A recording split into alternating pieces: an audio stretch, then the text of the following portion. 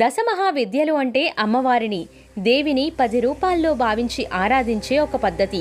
ఈ 10 రూపాలలో అమ్మవారి యొక్క వివిధ శక్తివంతమైన కోణాలను సూచిస్తాయి. ఈ విద్యల ద్వారా సాధకులకు భోగం, మోక్షం రెండూ లభిస్తాయని నమ్ముతారు.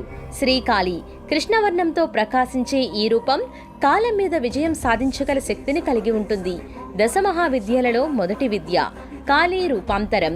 కృష్ణవర్ణంతో ప్రకాశించే శ్రీ కాళీదేవి దశమహావిద్యలలో మొదటి మహావిద్య.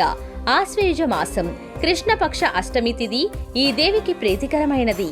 శ్రీ కాళీదేవి ఉపాసన ఎంతో ఉత్కృష్టమైనదిగా సాక్రయ సాంప్రదాయం పేర్కొంటుంది.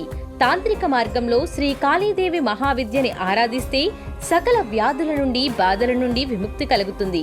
అంతేకాదు శత్రునాశనం, దీర్ఘాయుషు, సకలలోక పూజితత్వం సాధకుడికి కలుగుతుంది. మన హైందవ ధర్మంలో అమ్మవారి గురించి చేసే సాధన అంటే శక్తిని పూజించే విధానాన్ని విద్య అని అంటారు. కాళిదాసు, తెనాలి రామకృష్ణుడు, రామకృష్ణ పరమహంస, స్వామి వివేకానందుడు కాళీమాతను ఆరాధన చేసి అమ్మ అనుగ్రహం పొందినవారే. ఒక పద్ధతి ప్రకారం ఆరాధన చేస్తే అద్భుత ఫలితాలు ఇస్తాయి దశమహావిద్యలు. మనకు ఉన్న 10 దిక్కులు తూర్పు, పడమర, ఉత్తరం, దక్షిణం దిక్కులతో పాటు ఈశాన్యం, వాయువ్యం, ఆగ్నేయం, నైరుతితో పాటు ఆకాశము, పాతాళము కలిపితే 10 దిక్కులు. ఈ దిక్కులకు ఒక్కొక్క శక్తిగా 10 శక్తులు. ఆ శక్తులనే ఆధ్యాత్మిక పరిభాషలో దశమహావిద్యలు అని అంటారు. మంత్ర శాస్త్రాలను, పురుష దేవతలను పూజించే మంత్రాలను దేవతా మంత్రాలని అంటారు. అదే దేవి మంత్రాలను విద్యలు అని అంటారు. ఈ శక్తులలో మనకు రేణువంత ఫలితం దక్కిన అద్భుతాలు జరుగుతాయి. జ్ఞానం కోసం సాధన చేసిన వారు కాళిదాసు, తెనాలి రామకృష్ణ కవి, రామకృష్ణ పరమహంస, వివేకానందులు అయినారు.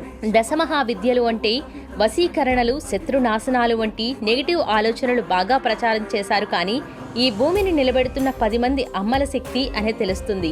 రమణ మహర్షి వంటి మహాతత్వవేత్తలు ఈ దశమహావిద్యలను ఒక పద్ధతిలో సాధన చేసి ఋషులైనారు.